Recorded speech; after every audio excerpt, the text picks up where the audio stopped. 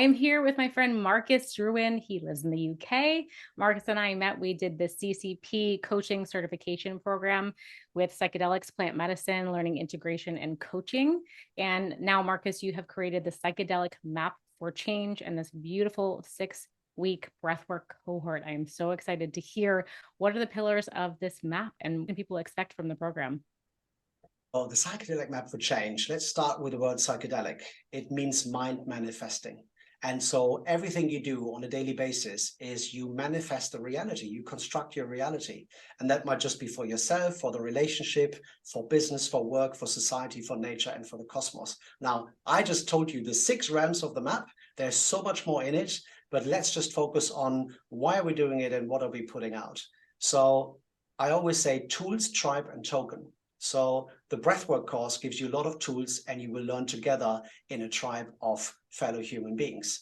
And then long term, because behavior change is so hard, I actually really want people to get rewarded by doing behavior change that creates more positive externalities in a change to earn or change and earn model. And who knows, maybe tokenize it in a Web3 project. So that's what the psychedelic web for change is all about in a nutshell. A lot of us in the mental health space ignore. We think it's like this neck up approach. And breath work is free and accessible. And I love that as a biohacker. You don't have to buy a gadget or invest in technology. We have it right here, right now. Like, how empowering is that for you? And what have you experienced for yourself as far as change with breath?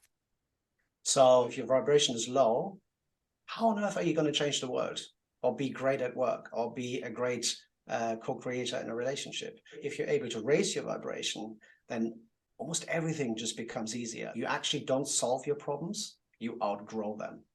And who is this for? So, for anyone listening right now, we're going into the holidays and into the new year. If you are feeling X right now, who does this really serve best?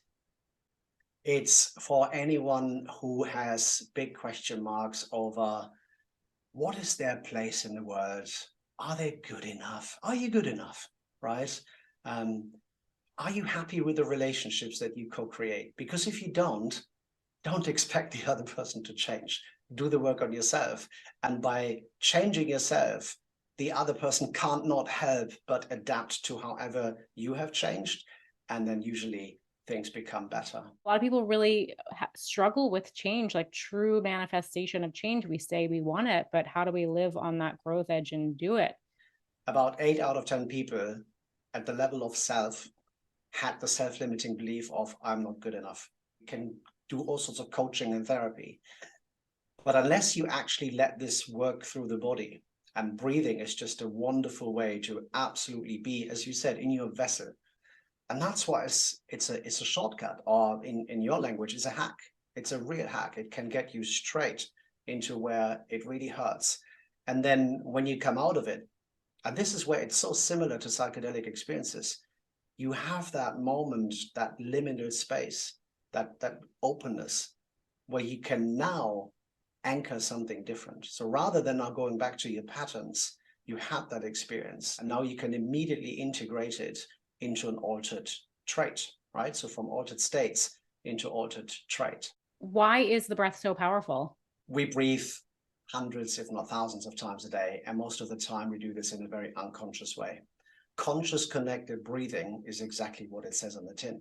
You're consciously doing it, and you're connecting an in-breath and an out-breath. And if you do this for 10, 20, 30 minutes, you will very likely get into altered states. And in those altered states, magic can happen. Blissful stuff, but also trauma or something from your shadow might be revealed. And that's why we say the breath never lies. What do you think is holding people back? In my experience, we are surrounded by problems, and most of the problems we actually create inside our minds. And so rather than now having a massive list of problems that we want to solve, we help people to elevate their vibrations so that you can outgrow your problems. So rather than solving the problems, you can outgrow them. Now that's a real hack. What does it feel like to be truly in this work? It's why I get up in the morning, is to really get to my highest level of evolutionary purpose, right? I believe that every human being has an evolutionary purpose. It's either everyone or no one. So we're about 8 billion people on the planet, and every single one of them can really, really get up to their best, no matter what their starting position is. And that's why I'm in this space. Amazing.